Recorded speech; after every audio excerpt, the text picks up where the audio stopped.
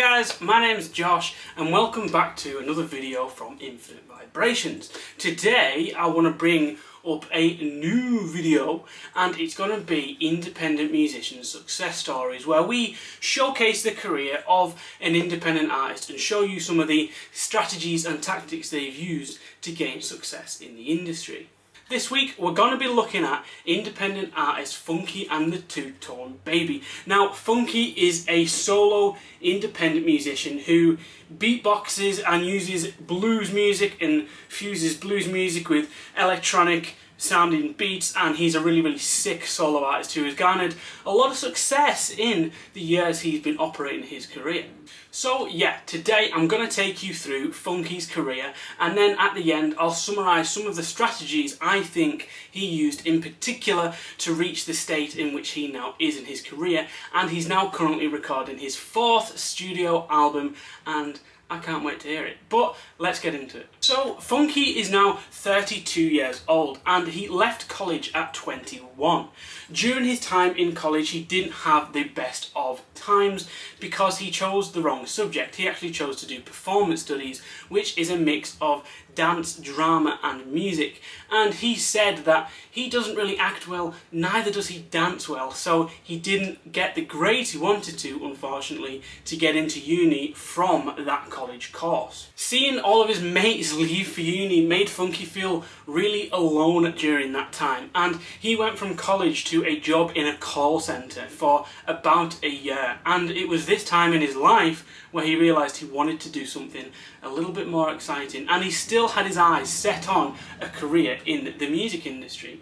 But he didn't have the grades to get into uni, so this just goes to show that you might not actually need to be going and getting your grade 8s in whatever instrument to get into university, as Funke did, and I'll tell you how he did it now. So Funke was actually quite unaware that you could apply to university with an interview instead of getting your grades in an instrument, and he went and did the interview and performed a couple of his tunes to a tutor at the university, where he was rather impressed with Funke's talent, and then now Funke was signed on to do a course in music at university.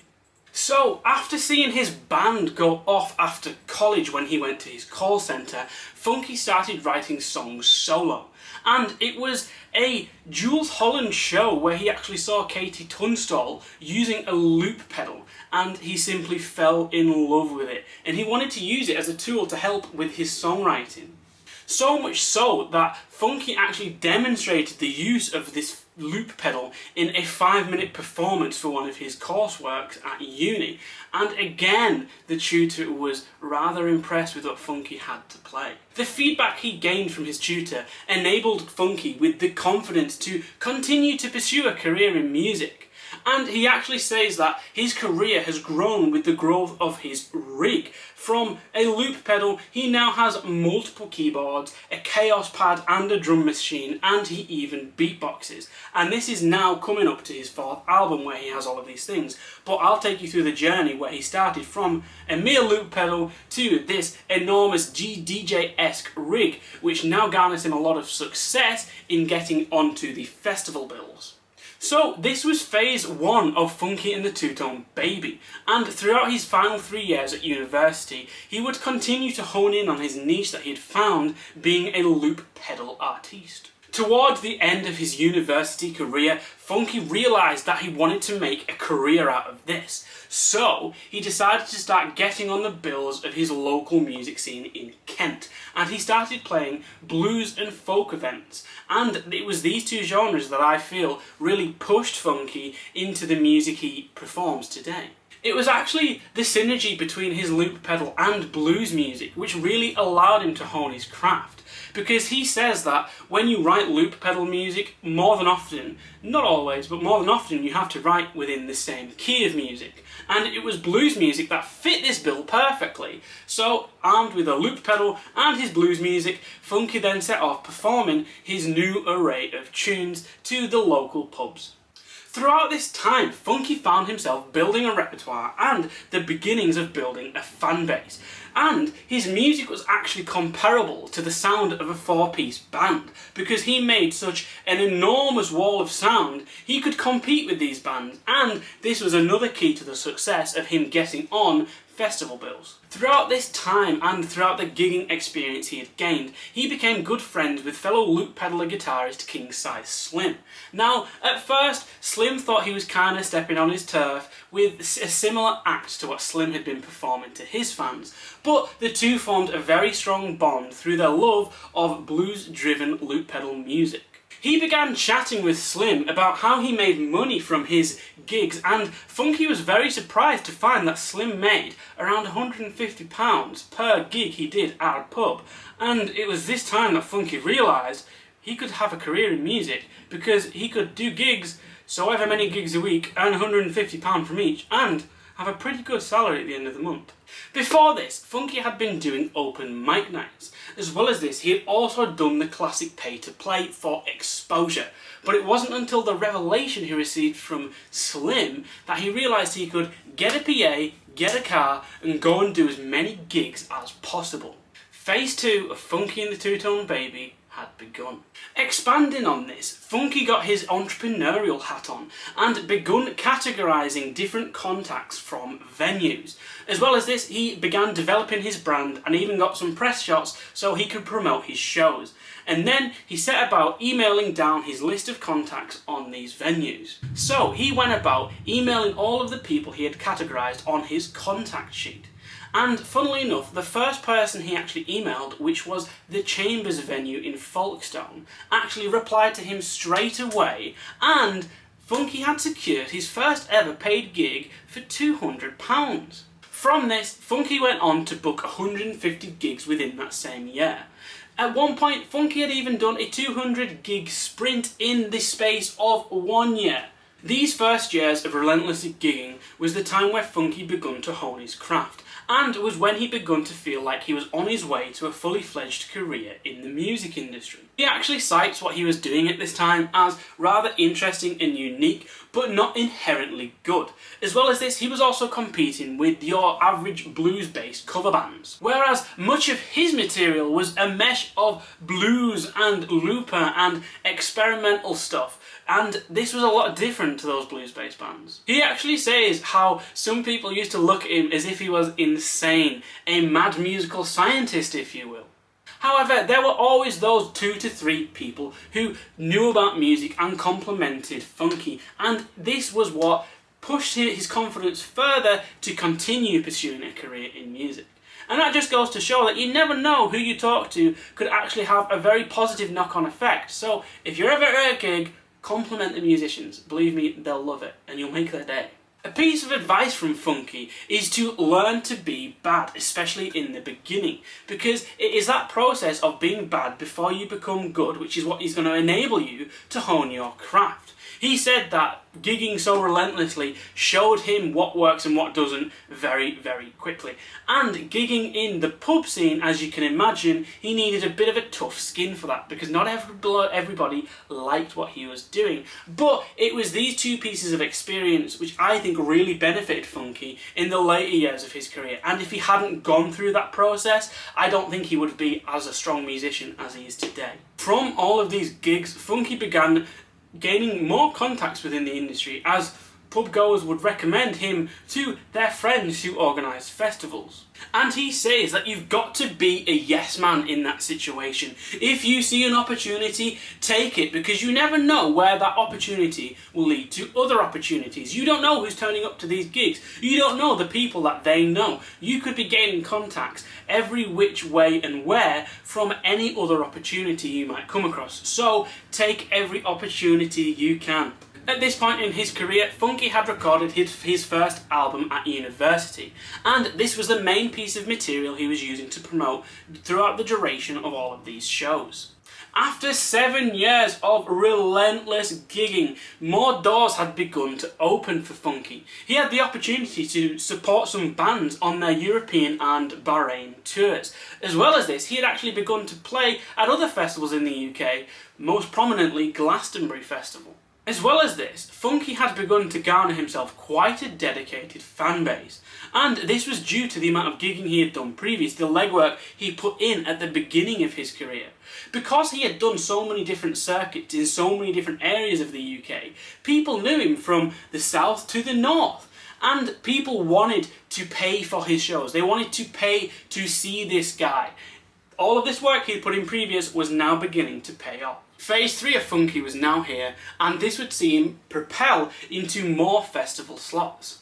Funke actually begun to find his own at these festivals, and he would become to be described as a festival musician. Funke began to find his own at these festivals. Because of the inherent grooviness of his music, this fit perfectly with the festival environment, and he was so pleased and felt as if he had finally achieved what he was wanting to do, as he saw thousands of fans singing and chanting and dancing along to his music at these festivals.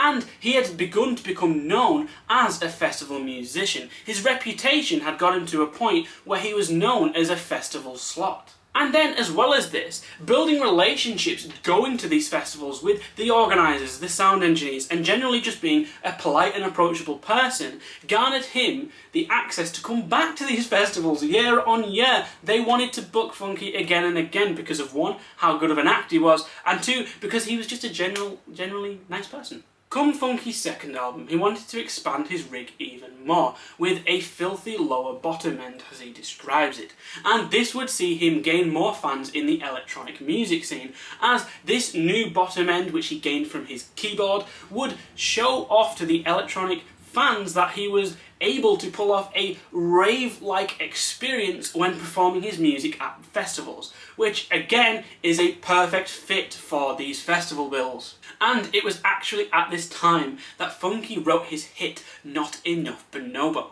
and his fans would go crazy for this, even to the point of wearing monkey and chimp suits on stage when he performed this tune, which I imagine was an exhilarating feeling for Funke.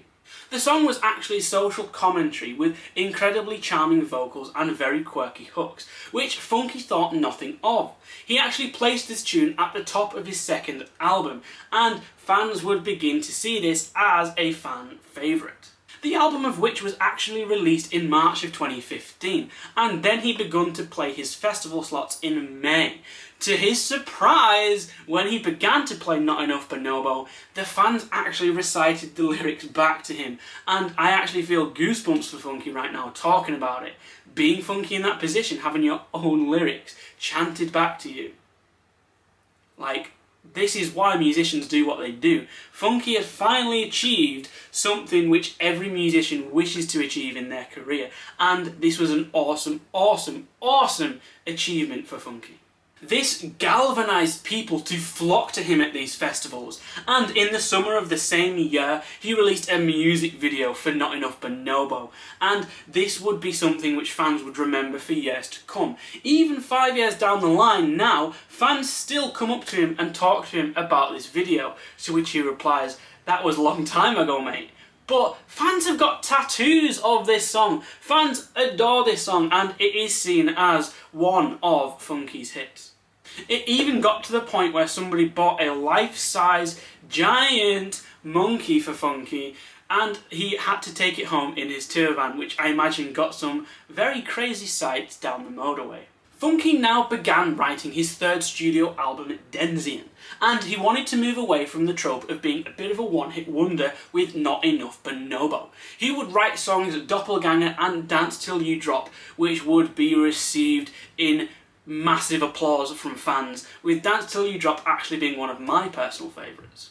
As well as this, he was also developing his rig further. As I mentioned, his growth was coexistive with the growth of his rig as a musician, and now he had moved away from the one-channel looper pedal to a 3-channel loop station, which really broadened his avenues for songwriting. His arrangements became more complex with more key changes and even more drops than ever before.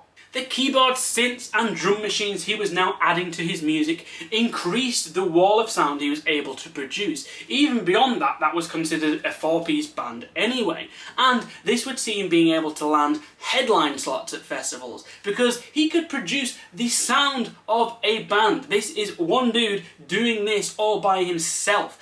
And again, this is one of the key pieces to his success. Fast forward to now, and Funke is now currently writing his 4th studio album, which I cannot wait for.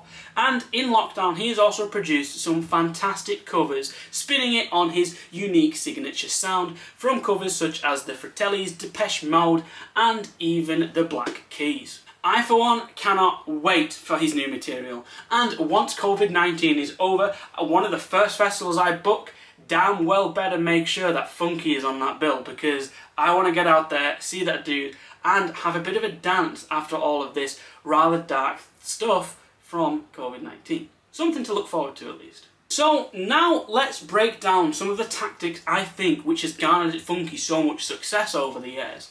And it really boils down to sort of 3 distinct areas. One, the fact that Funke is a solo musician, meaning he is the sole proprietor of his business, and that means that he can earn all of the income generated from his music, whereas as a band you might have to split that 3, 4 or even more ways, which becomes quite hard to earn revenue that way, although there is ways which we'll cover in future videos. The second point being that in the early years of his career, 7 to be exact, Funke gigged relentlessly during that time, and it was through these gigs that he began to build a fan base which really paid off in his later career, because fans were now very, very much aware of him, and some fans had become super fans to the point of following him and buying a lot of his merchandise and physical music. So it just goes to show that if you put in the legwork in the beginning years of your career, it really, really pays off in the future.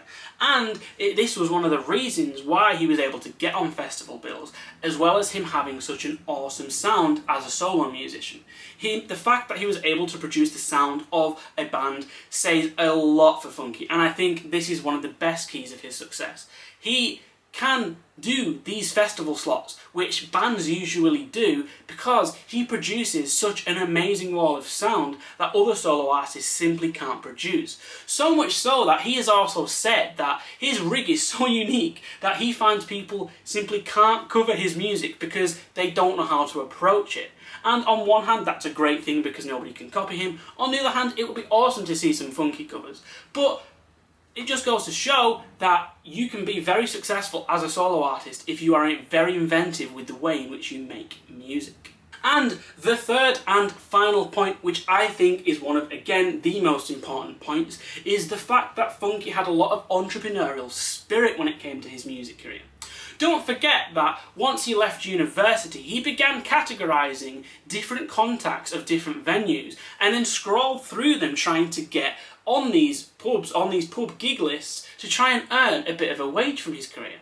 Now, as well as that, he focused on the development of his brand, and I think those 2 things are really pivotal to the success of a career in music. The fact that Funke had a lot of entrepreneurial spirit backing him gave him a lot of opportunities that a lot of musicians don't find elsewhere. And this is a brilliant example of how combining entrepreneurship and music garners you a position where you can be successful. It enables success. Entrepreneurship is an enabler of success in musicians and the music industry. So I really hope you guys enjoyed that video, and I hope it helped in sort of displaying some of the tactics and strategies successful independent musicians use to garner success in the music industry. We're going to be doing a lot more of these videos in the future, so if you did enjoy today's video, I would love it if you could leave a like and if you could subscribe, because like I say, we've got a lot more of this content coming, and we've got other content such as music industry insights and music business tips, all perfect for the emerging musician in today's modern industry. As well as this, if you do subscribe, I would love it if you could hit that notification bell, because it lets you receive notifications anytime we upload a new piece of content, and I would not want you guys to miss out on the stuff we've got to come. But yeah, I'll see you guys next time in the next video, but until then, see you guys later.